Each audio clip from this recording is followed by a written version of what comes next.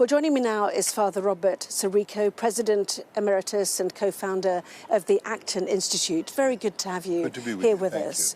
First of all, let's talk about those who've now made their way into St. Peter's Basilica. Yes. How important is it for the faithful to say goodbye? Well, not only for the faithful, but anyone, you know, having closure, especially someone who is a father and a father figure to many people.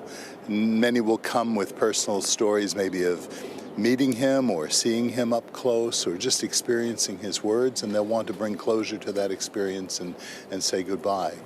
Many tourists who just happen to be in Rome will want to be here for historical reasons. I mean, this is a rare event, obviously, so I think there are a lot of reasons, as many as there are people lining up right now. I know you watched the transition of his body, a process known as translation. Yes. What did you think of it? I mean, it was beautiful, the singing of the names of the saints as they move from one place to another. I thought it was very beautiful.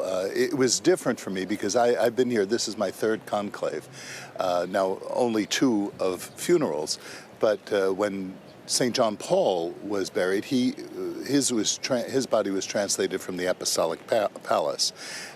This was different because it came from the other side of the piazza. Now maybe we're inside baseball, as we say, you know, this may be, so it was a little different the way it came in. I thought not quite as dramatic as the other way it would have been. But that's Francis, right? I mean, he always eschewed. I think he wore the same mitre the full 13 years of his pontificate. Yes, he did not choose to wear the grander elements of the papal dress. That's now, true. too, he lies on the floor and not on a raised platform. Yes. What was he trying to symbolize by these choices? Obviously, humility. That's one of the main themes of this pontificate, to be a humble servant of God, to eschew grandeur. By the way, you know, he didn't choose not to live in the Apostolic Palace because of its grandeur. It's really, if you've been in it, it's lovely, obviously, but it's not a palace. And Santa Marta is not a boarding house.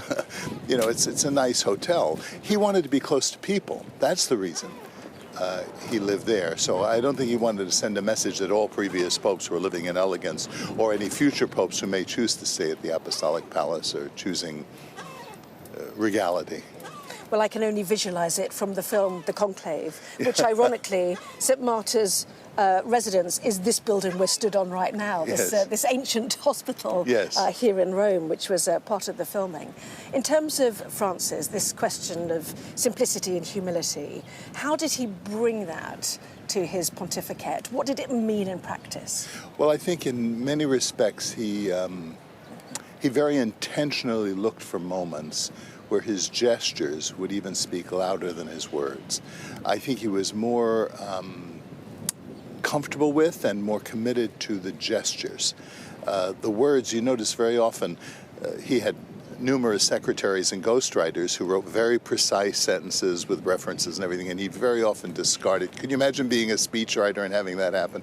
And then he would just talk to people and say, here, read this later.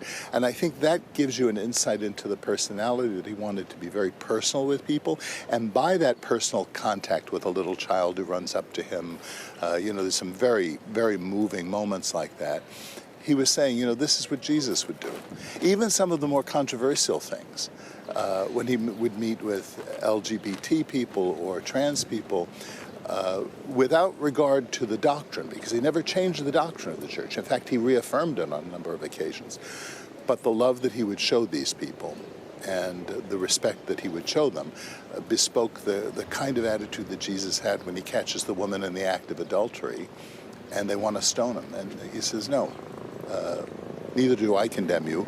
Go and sin no more. And I think that's what he was about. And even in his first year, celebrating Maundy Thursday, and he'd only have just been elected, choosing to go and kiss the feet of prisoners, 2 of whom I read were women, one a Muslim, which was really unheard of. So this informality, as people have described it, how much of that was because he came from Latin America and he was, you know, a son of Italian immigrants from Argentina?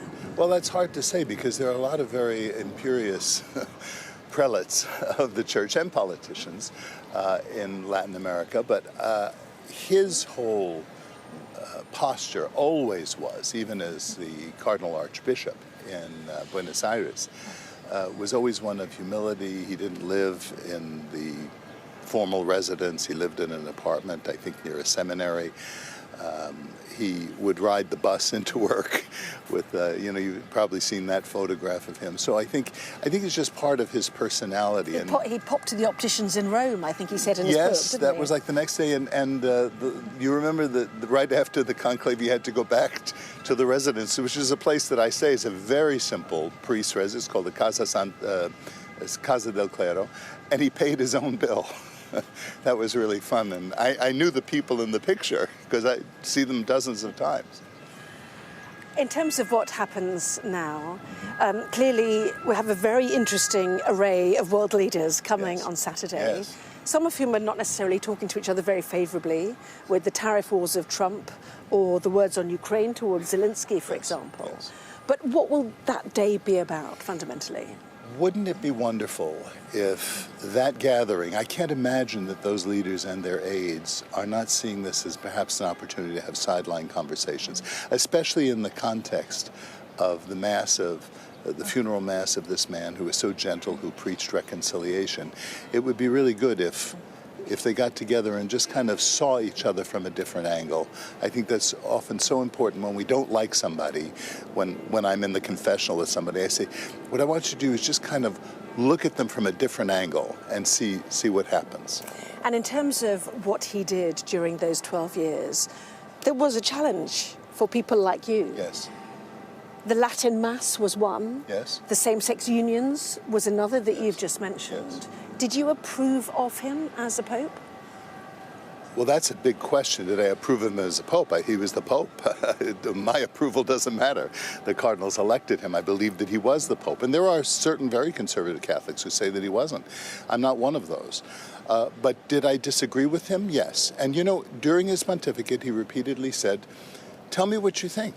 I'm open to hearing it. I'm not sure, people say that and then you say it to them and they don't like it. But I think that on the level of goals, on the level of where he wanted, the care for the poor, the care for the environment, the welcome of people who felt rejected from the church, yes, we need to offer them mercy and forgiveness and love.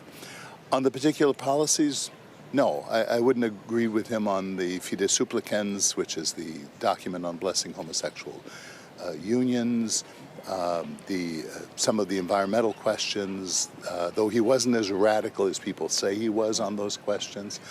So, yeah, there would be a tension just the way I had in my home with my father. So, in the principles of St. Francis of Assisi, it's a tick.